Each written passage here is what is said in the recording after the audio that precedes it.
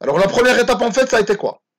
Donc tu rentres dans NotBeans, tu fais Tools, tu fais Options, Plugin plutôt, Plugin, tu fais Available Plugin, et tu cherches ici Spring Boot NP. Spring. Et Spring, tu écris simplement Spring.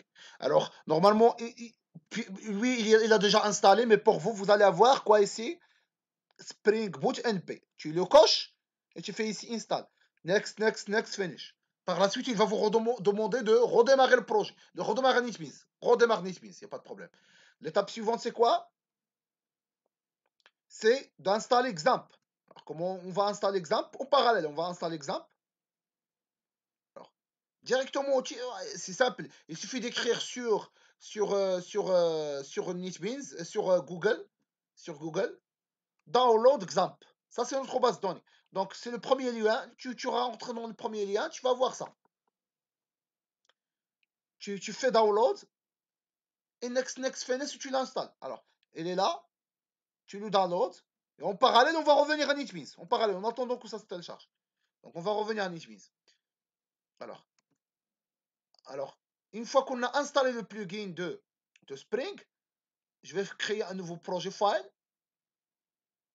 Je vais faire Java with Maven, Spring Initializer Boot Project, next.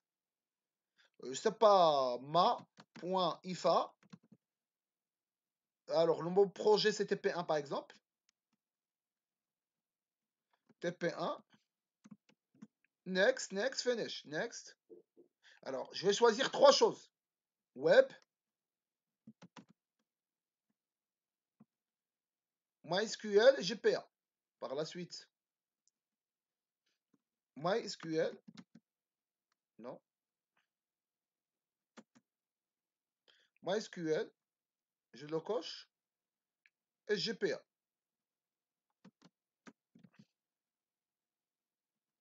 Par la suite, je fais OK. Alors, je vais le nommer par exemple TP1. Ça existe déjà, TP1 boot. Ça veut dire ça, c'est un projet Spring Boot. Alors, et je vais faire un finish.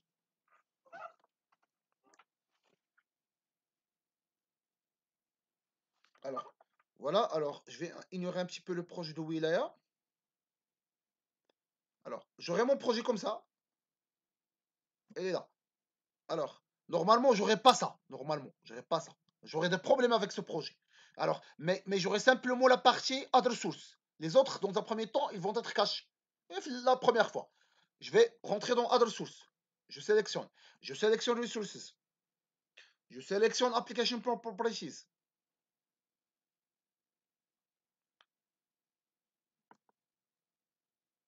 Alors, je sélectionne application properties. Alors, je vais copier-coller ce qui existe dans le chat du groupe Miyazi. Alors, ce qui existe dans le chat du groupe Miyazi, c'est vraiment ça. Ce qui existe, c'est vraiment ça. Vous allez le retrouver dans le chat. Alors, je vais le coller. Alors, je le colle. Alors, et je vais ici donner un nom à ma base de données. Par exemple, TP1 boot, par exemple. TP1 boot, version, je sais pas, n'importe quoi, version 1. Alors, je vais coller son nom, copier son nom. Copier. Et Xampp a été déjà téléchargé avec succès. Maintenant, je vais l'installer. Je clique ici. Je fais next, finish, rien de spécial.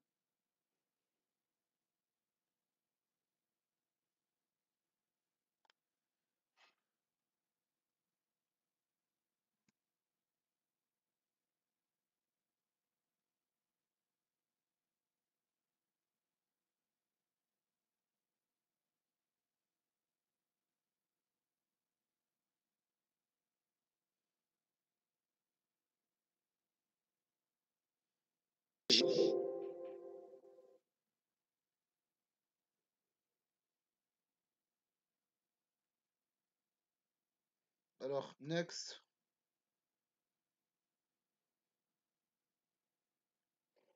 Next. Next.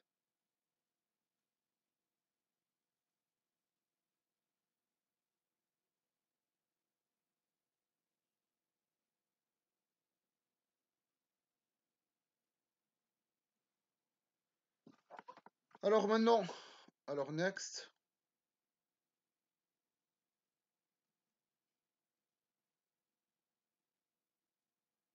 On va entendre un petit peu. Alors, par la suite, on va faire un autoriser l'accès.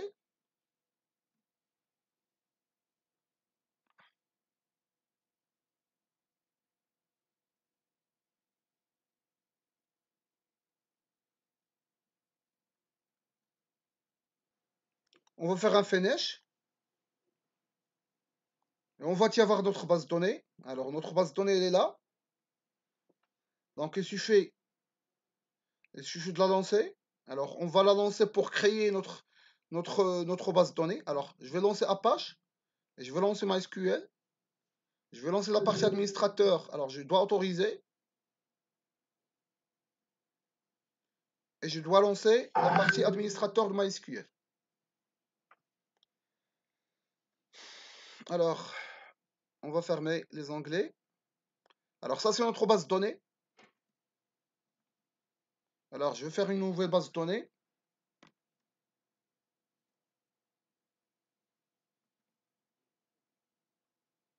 Asgaia.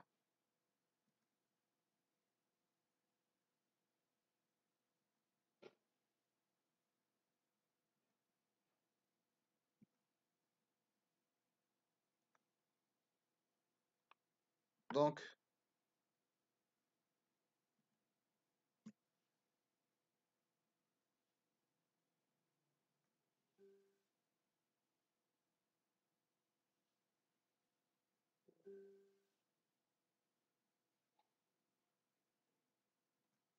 alors, on va le lancer. Maintenant, je vais créer une nouvelle base de données.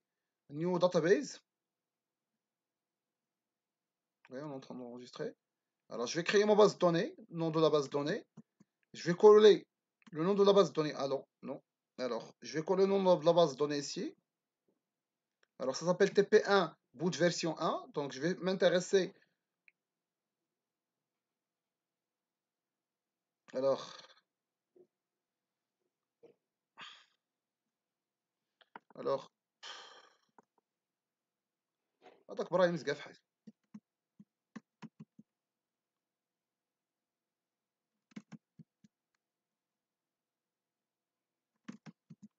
برايم تزقا.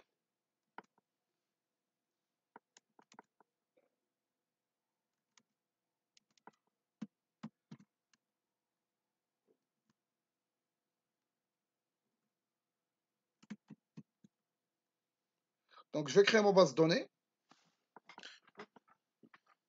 Une fois que c'est fait, vraiment maintenant les étapes nécessaires ont été faites. Donc, on doit configurer Teams. Alors, pour vérifier vraiment que ça marche, il suffit qu'on clique sur TP1 et je vais faire Build with Dependencies ou bien Run. Ou bien je fais un Run. Normalement, je dois cliquer sur la classe TP1 Application et je dois faire un Run. Comme ça, vraiment, les étapes de configuration, c'est ça. Il faut attendre, il est en train de télécharger ce qu'on appelle les dépendances. Par la suite, on va voir de quoi il s'agit. Une fois qu'il va télécharger les dépendances, la première fois, l'autre fois, il ne va pas le faire. C'est si on n'a pas ajouté d'autres dépendances. Et grosso modo, c'est ça. Donc, je rappelle, on installe le plugin via Tools, plugin, plugin, je cherche dans Available Plugin, Next Finish. Par la suite, je installe XAMPP, Next Finish.